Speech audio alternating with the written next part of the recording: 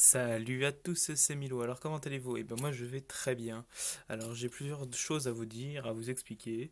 J'ai été absent pendant un certain temps parce que YouTube était, comment je pourrais dire, lassant au bout d'un moment. Faire des vidéos c'était bien, c'était ma passion. Mais avec les règles que YouTube a instaurées, ça m'a un peu éloigné de YouTube. Donc j'ai voulu faire des petites pauses, une petite pause, et parce que aussi je suis rentré au lycée et donc plus de taf, si je puis dire, le soir et les week-ends.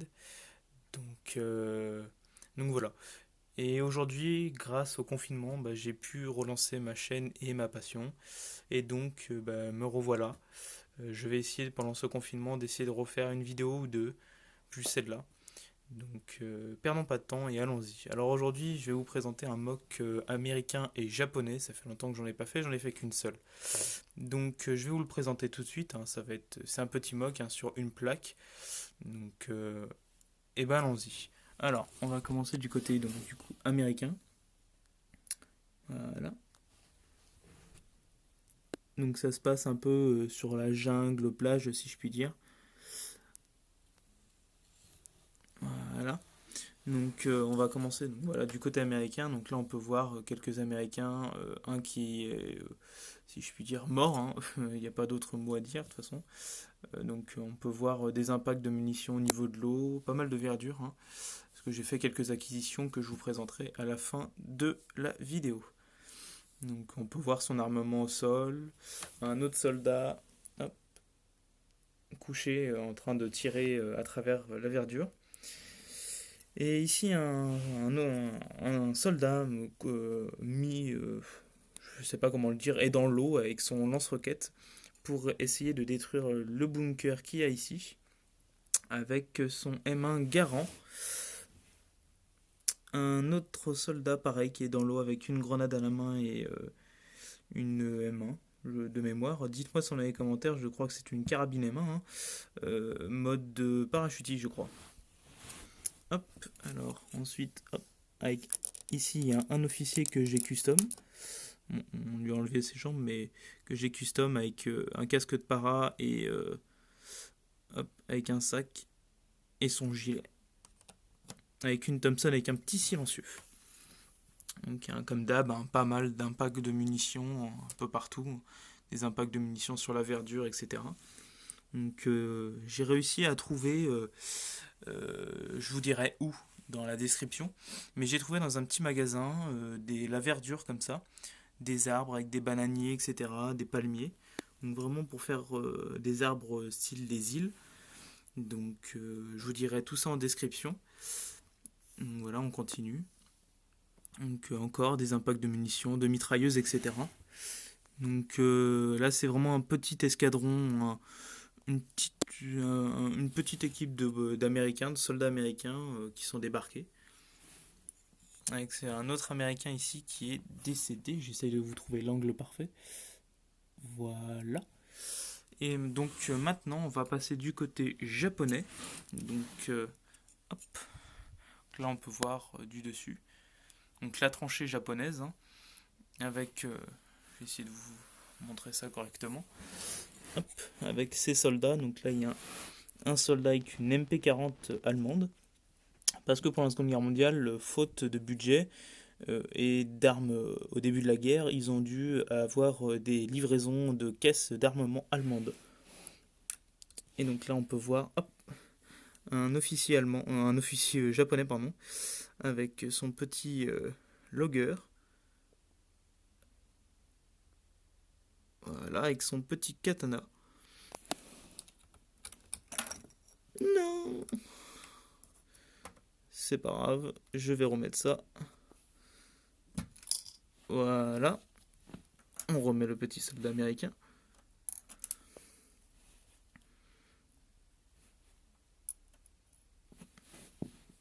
Et je remettrai l'officier japonais plus tard. Ensuite, on peut voir un soldat japonais avec une type 18 de mémoire. Voilà. Avec un soldat encore, hein, pareil, assis avec son fusil Arisaka. Et un autre soldat, pareil, qui était custom, hein, que j'ai acheté déjà tout fait, custom, avec, voilà, avec sa bande, avec son sang et ses blessures. Et comme les vrais japonais, avec son petit bout de tissu autour de la tête, hein, sa petite calotte autour de la tête, qui s'occupait pardon, de la radio qui était ici, avec son Arisaka à côté, tombé au combat. Hein, pareil, des impacts de munitions un peu partout. Un autre soldat qui a chargé avec son Arisaka et sa baïonnette, qui s'est pris une balle et qui est tombé au sol. Donc hein, pareil, avec de la verdure partout, partout. Hop, on passe de l'autre côté. Hop là. Donc là c'est pareil, hein. Donc des petits tonneaux pour tout ce qui est l'eau et les réserves d'armes, de munitions et de nourriture. Donc un soldat japonais avec son petit pactage et son Arisaka qui a tué l'américain qui est ici. Avec un autre soldat ici qui est mort. Alors la petite goutte de sang est tombée ici, hein. Hop, là voilà voilà.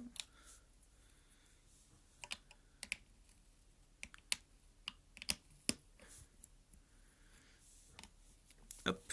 Donc tombé au combat avec son collègue, certainement son collègue ou son ami, je ne sais pas, hein, qui essaye d'aller le secourir pour essayer de le sauver.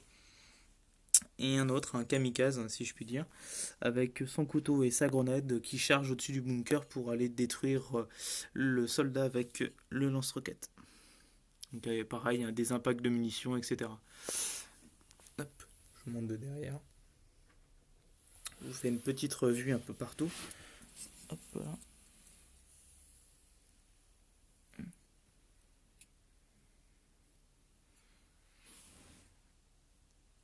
Hop. Et maintenant, je vais faire une petite pause, une ellipse, et je vais vous montrer l'intérieur du bunker.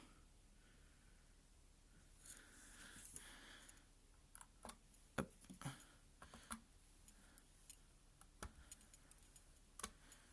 Une petite ellipse ne pourra pas être faite. Hop. Je vais vous montrer ça tout de suite. Voilà. Alors c'est un bunker hein, très simple. Donc un soldat avec sa petite MG42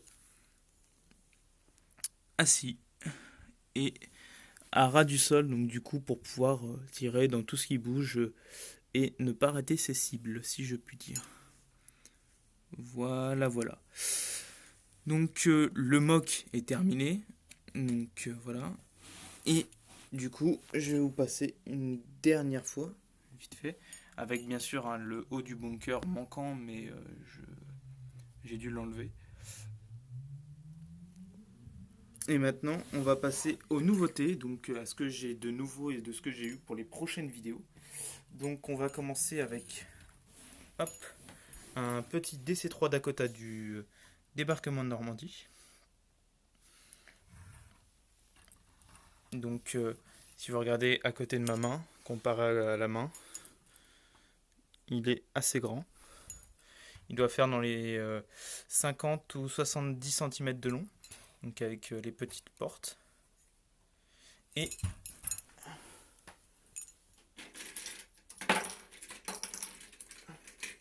le petit soldat avec sa Thompson et son parachute et son pactage.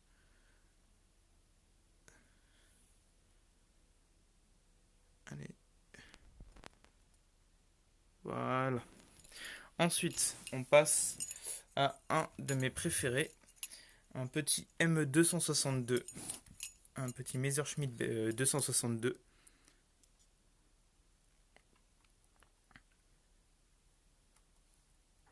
Voilà. Avec à l'origine deux bombes de 250 kg que j'ai enlevées mais que voilà, que je remettrai. Avec ces 4 canons de 30 mm ici. Et ces deux gros réacteurs avec ces custom, avec ces petits customs de la Luftwaffe. Avec bien sûr hein, ces trains d'atterrissage qui se rentrent.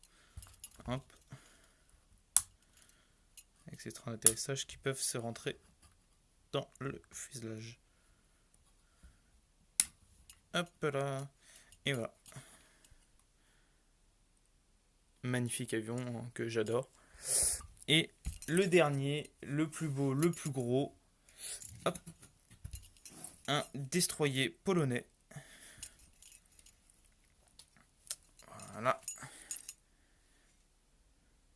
Un magnifique destroyer polonais.